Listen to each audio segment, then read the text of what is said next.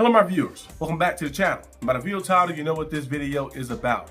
Today we're discussing, of course, some NFL news and updates. We've seen, of course, the rookie mini camps have started, seeing all the young talented players and stuff, guys who are trying to make the team, undrafted guys as well who've been signed to the team and rookies and just playing through. And we've seen Shallow Sanders, a big time name that's been circulating around, of course, undrafted rookie, Tampa Bay Buccaneers. Todd Bowles have him and Dino Tomlin, like two guys who have kind of like backgrounds, family backgrounds in the NFL. Have both of those guys on the roster. I think they said Shallow signed a 3-year deal with the team too as well. That's the thing. If he make the team, next year, it'll increase to like $1 million like that a year or something like that. So he had a solid deal like that. And I think Todd Bowles said that he did like and value that his like tenacity that he played with like that too. And watching him practice and stuff, his feet has been faster, his footwork is better as well and smoother and stuff as well, more fluid in the hips and stuff as well. So we'll see how things progress with him. Seeing Shedeur Sanders out there throwing and making passes, him, Dylan Gabriel and them. And we see, of course, the Steelers, Will Howard out there. You got Derek Harmon out there as well, making plays and doing things. Interviewing Jackson Dart, they're talking about his adjustment to the new snap counts and stuff, the things that happen. So you see all the young talent like that out there getting the opportunity to get a first feel of receiving all this information. Sometimes teams do that purposely. They give them a lot of information, just throwing stuff at them and seeing how the person can process it and how to handle it and seeing what level they're going to be at when they get to this next level in the NFL, which is the highest level they can get to, of course, in football. But it's going to be interesting to see how things shape out. I really don't understand a lot of the hate though sometimes. Like, a lot of the hate from young players we're getting sometimes. I know some people don't like some of the players like the Sanders or people, or basically players who have kind of like a family background in the sport or in the field. They don't like the players sometimes. Like Bernie James, a lot of hate for him. Bernie James really never did anything. I understand that Bernie James was being like cocky and stuff. Shedeur Sanders was being a little cocky, of course. So the hate will come eventually. People want to see you lose and stuff when you like confident and stuff like that. When you're confident and go out there and play, they want to see you lose, of course. But Bernie James got a lot of hate too when he was doing his thing and get opportunity, and he was late round pick. He got a lot of hate too as well. I guess the people don't like nepotism. Me, I feel like nepotism is cool. I don't really care, because I'm like, if you start like, well, always want to start from the bottom like that. Your parent made a way for you. And build you right here, to start right here.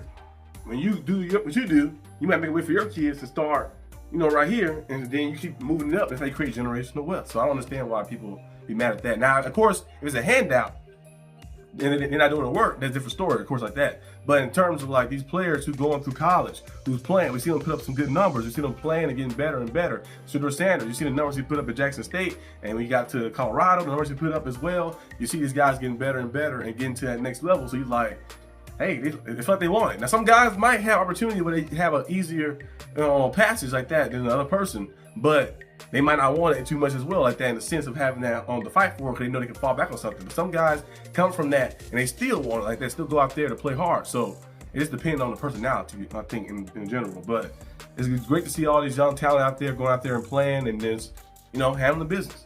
Well, we've seen, of course, Aaron Rodgers, still undecided where his decision is going to go to. The Steelers are still looking to see what quarterback they're going to get. Of course, that's been the kind of topic at hand. The Steelers traded George Pickens away. And I seen a report that said that the Steelers did not inform Aaron Rodgers they're trading Pickens. I'm like, why would they inform Aaron Rodgers? I'm like, they're trading Pickens away. I'm like, he does not play for the team. He does not work here. And so why would I call somebody who's a free agent like, we're trading George Pickens away, just to let you know. I'm not calling him. He's not, until he signed that contract, I have no concern for him like that. So it's like, why would the Steelers call him to let him know that? Like, we don't care. If you in this uniform and you out here in this field, those players we care about. We don't care about anybody else outside like that. So we'll see what the Steelers do at the quarterback position. You got Mason Rudolph there, Will Howard, the young guy there too as well. Well, I keep saying young guy. He might be older than me actually. But you have him out there, and you also have, of course, Skylar Thompson, who will not see the light of day as a starter. I hope not. He'd be a solid back. He'd be all right backup maybe at times, but I don't see the starting day. If he's starting, I mean, something been bad. But we'll see what happens. But Steelers got to figure it out a little bit. We'll see if they bring another quarterback in. They say they want to have 4 quarterbacks entering the training camp, which we still have many weeks to go before we get there. Tyler Huntley is a name, like I mentioned before on the channel. That would be a solid get. If you can't get Aaron Rodgers to come in, you bring Tyler Huntley in. Tyler Huntley would be a nice guy to bring in and have competition there. Or if you want to trade for somebody. I've seen people saying they might trade for Derek Carr. And at this point, I remember first I said I don't want Derek Carr, but at this point, if you can get Derek Carr on a cheap deal, a cheap little trade thing. You might trade like a fourth rounder or a fifth for him. You know, it might take Derek Carr like that. We can do that. Like that'd be better than the situation we have now. So if he was to do that, or he was to go out there, Kirk Cousins. I don't know about the Kirk Cousins one. I don't know about that one. But you go out there and make a move or something like that. But I feel like the Steelers should have went after Jacoby Brissett. That's one guy I feel like the Steelers should have got in. He's always been a solid starting type guy, but he already signed somewhere, of course. You know, so he's already gone. The Steelers should not went to him. But I feel like Tyler Huntley is still available. He'd be solid to get to bring in if you can't bring in Aaron Rodgers, and then you see how things shape out. Let those guys compete. It'd be Tyler Huntley, Will Howard, and Mason Rudolph competing and seeing what goes on like that. Maybe next year the Steelers make a move to get a guy or something. We'll have to wait and see, of course, fully. But the Steelers' quarterback situation have been bad. You know, ever since Big Ben retired, we heard that we seen a little I think T Sizzle was talking about Big Ben. I think it was earlier this week or something like that. He was saying Big Ben is underrated. In my opinion, I think Big Ben is. I think he's rated correctly. I'm a big time Steelers fan, of course. You know, I think Big Ben is rated correctly. He said he's like not putting the same conversation. I think Big Ben is better than Eli Manning. That's for sure. He said like people don't put him in the same conversation with Eli Manning. I'm like, I think he's better than Eli Manning. Eli Manning got the 2 Super Bowl MVPs, but if you look at his whole career overall, Big Ben is a better quarterback than Eli Manning. That's for sure. And then you look at Peyton Manning, of course. I think Peyton Manning is one of the best quarterbacks. I think Tom Brady right here, Manning is right there with him. I feel like the only thing Brady got over him is the rings. But Manning, in terms of play style, in terms of MVPs that he have, and the way he played and the high level, I think he's up there with him. And then, of course, Mahomes is definitely up there too. And he had a lot of years still left in him too as well. His numbers are definitely up there. Lamar Jackson might be easing up there as well, I think. As he might be top 20 right now. He got few MVPs, and look at the perfect passer rating seasons and the all-pro selections he got, and the big-time years of throwing 4,000 yards and having 900 rushing yards, and he might be up there as one of the top quarterbacks too. So top 20-ish like that right now. So we'll have to see. But I think Big Ben is definitely up there as a top 12 quarterback, because Rodgers is cool. Don't get me wrong. In terms of you like debating Rodgers and Big Ben, I know this had nothing to do with a lot of the football news, but you know, it's something to talk about.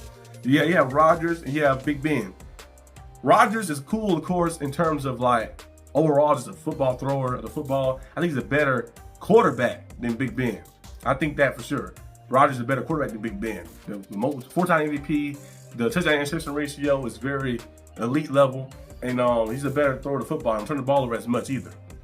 But Big Ben is more clutch than Rodgers. So you ask me, I want Rodgers or Big Ben? I'm gonna take Big Ben. Because Big Ben, ability what he did in the playoffs. Look at Big Ben numbers in the playoffs and Rodgers numbers in the playoffs, and he wins and stuff as well. And look at those big time moments that Big Ben stepped up. Those AFC title games that Big Ben stepped up and made plays. Super Bowls that Big Ben stepped up and made plays in. When the Steelers, I know people always blame this, so I say the Steelers had the best defense, so Big Ben had it easy. The best defense in the world allowed Larry Fitzgerald to run like 60 yards and score a touchdown in Super Bowl 43. And Big Ben, what did he do? He was the one that saved the day. Went out there through the pass of the pass of the pass to Santonio Holmes. And Santonio Holmes was on the connection. Big Ben threw the beautiful pass to Santonio Holmes. He got both feet in. Touchdown right there. So Big Ben, in terms of overall, I think he's rated correctly. I think he's rated as a top 12 guy. I like Big Ben as one of the top 12 guys, like the clutch ability, just like having that extra ability. The backyard Ben, that backyard style of football, going out there delivering things and making things happen. We've seen Big Ben play in a tough division as well with the Ravens, Hall of Fame defenders he playing against. And also the Bengals. The Bengals was no slouch when Big Ben was there. Bengals were not slouches either. Because when they had Marvin Lewis as their coach, they made the playoffs. They just couldn't win in the playoffs. They made the playoffs almost every single time. They won the division one time too as well. The Steelers played them on the road in the playoffs. So they made the playoffs year after year after year. Andy Dalton was a 4-time Pro Bowler at one point too with the Bengals like that. So they had a pretty good stretch of like 6 to 8 years where it was actually very competitive, and even when Big Ben throughout the stages. The Browns, of course, so like that wasn't really anything. But besides that, the Ravens and the Bengals, going against those teams constantly, yearly, and being the AFC with Tom Brady, being the AFC with Peyton Manning, I think Big Ben is rated correctly. I think he's a top 12 type guy like that. So if somebody have him below that, then maybe they might be calling him underrated then like that because they put him lower. But I think Big Ben, I always had him like up there. I always had him up there because he played in tough conference and he delivered and won 2 Super Bowls in a tough conference as well. So you gotta give it to him. Yeah, but overall, I think we're going to see what happens, of course, with some of the trades as well. We're seeing Allen Lazard name being thrown around and stuff, and people still think that Aaron Rodgers is kind of making the calls and stuff like Sam trying to trade for Allen Lazard. Was a rumor to bring him in to maybe have Rodgers to lure him in more or something. And also seeing there was somebody else too who was get traded. I think like trade rumors. No, not trade rumors. It was a release. Gabe Davis got released. So he's a free agent now as well now. You know, he got released by the Jaguars. He's a pretty good player, I think. Last year, he had injuries, of course. He didn't play the best, but with the Bills, we see his numbers. He had those 7 touchdowns, like I think like 4 straight seasons, 3 or 4 straight seasons with the Bills. 800 yards one year, 700 yards one year, 500. So he still can be productive too. So he'll probably find himself somewhere. I think he's only 26 years old as well. So he'll probably be somewhere. Mark Cooper, we'll see exactly where he land as well. George Pickens actually is interesting too by his deal. The Cowboys did not extend him. It said that George Pickens is going to play his last year out and then become a free agent. So maybe the Cowboys bring him back, but the Cowboys do lose him, they get a 3rd round pick back. So basically, like, they lost nothing for him. They traded to get him, but they didn't lose anything for him either. So hopefully the Cowboys do make a deal to keep him. But I don't know if they think the deal going to be cheap, because if he go out there and have a big time year, which he probably will, because CeeDee Lamb on one side, if GP keeps his motions intact, on the other side, he should go out there and put up like 1,300 receiving yards and probably double-digit touchdowns as well. So you'll probably be looking at him asking for $25 million plus, maybe even more like that. Because we see T. Higgins and when he got and all the things that happened too for him, asking for some big-time money. But Jerry Jones not really known for paying guys, multiple guys big-time money. He got to deal with Mike Parsons already to pay him his big-time money. And yeah, that Prescott contract is already big too as well. So we have to see how they kind of mix that up and get that in line. Because this. He paid CeeDee Lamb already, right? He had to pay CeeDee Lamb, if I'm not mistaken. Let me make sure. CeeDee Lamb contract. Did he pay him? Yeah, he paid him. Yeah, that was last year, right? Last year one? I think so. Yeah. He signed a 4-year extension, $136 million. That's the last year one. He paid CeeDee Lamb already. So, pay CeeDee Lamb a crazy amount. He getting $34 million a year. So, GP had a big time year. The way the market is, he could be asking for close to $30 million a year. Because what's T. Higgins' contract? T. Higgins' contract.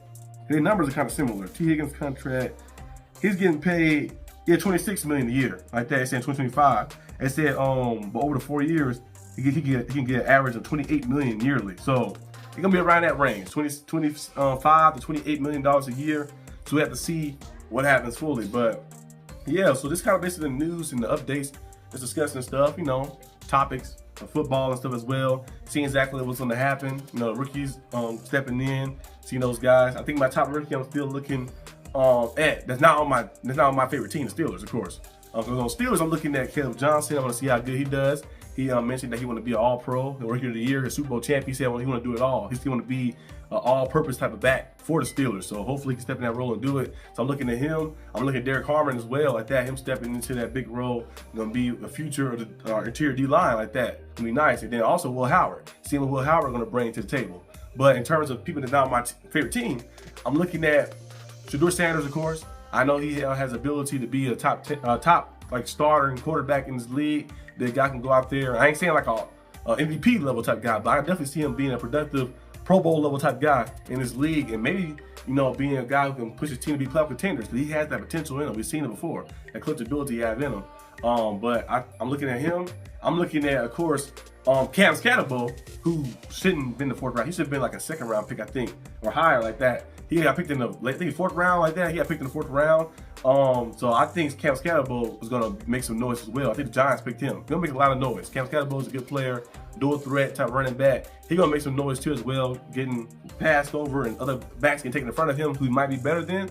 I think he's going to be nice for anybody that he continue to play for. And he'll stay with the Giants as the Giants move him. The Giants do a lot of crazy things. You never know what can happen. But I'm looking at him as well. And also, I would say last person I'm looking at, I'm going to have to go with Tyleik Williams. I keep saying Jackson. Tyleik Williams from Ohio State. I think he's going to do nice as well. I think he's going to be definitely a guy who go out there and have immediate impact. I'm going to be watching him too. So those are probably some of the rookies I'm looking at and looking forward to seeing play. But it's basically all I have for today's video. You know, so hope you guys enjoy this video. If you like and subscribe for more content. And I'll probably see you guys most likely maybe tomorrow, depending on what happens. Probably tomorrow, like that means for some basketball stuff or football stuff if something happened. But I'm gonna be recording stuff, filming stuff, using the weekends. I like to film a lot of stuff for the DB Productions channel that's coming out. We have a lot of content coming. I have like 8 or 9 or 10 videos made over there for that. I still have about 13 or 14, close to 13, 14-ish around that range. Once this weekend ends, and then eventually by end of May, close to mid-May or end of May, I'll probably have the first video uploaded on that channel like that. I'm gonna have a video discussing the stuff probably coming maybe in this coming week, and I'm gonna have videos about the stuff that's actually gonna be on the channel coming out too as well. You know, the How You Stay Fit series, where I do a lot of fitness challenges, different fitness activities and stuff like that, playing different sports, and also doing different workouts and diets of different people. And also, I'm gonna have the other series, Chef Arsenal, me cooking different dishes and stuff, trying different techniques and styles in the kitchen. And also another series that will be coming too will be Into the Unknown. If you guys was fans of the New Genesis channel, Stories of Horror was a thing I did. I got 30 episodes of that, discussing different mysteries and conspiracies and murder cases and all types of things I discussed on that channel. But this time I'm gonna be doing it, but I'm gonna be stepping in the field. I'm gonna actually be out there. So I'm gonna be out there going to different sites and different things, haunted sites and murder sites and all type of things like that too as well. I'm gonna be like Ed and Lorraine Warren. I'm gonna be out there in the fields, kind of a documentary type style and more realistic style and real world in person type style. So I'm gonna be discussing stuff like that. So giving you guys cool information and cool scenery. I'm gonna start, of course, deep in the heart of Texas, of all the crazy things that goes on. So yeah, I'm gonna be doing that as well, and there's some other stuff coming too as well. And I create my other career journeys. I go along with those as well. I'm gonna be filming stuff on that and creating series with those as well. So be on the lookout for all that content. That's all I have for today's video. Hope you guys enjoyed this video. If you did, like, subscribe for more content, and I'll see you guys next time on the channel. Peace out.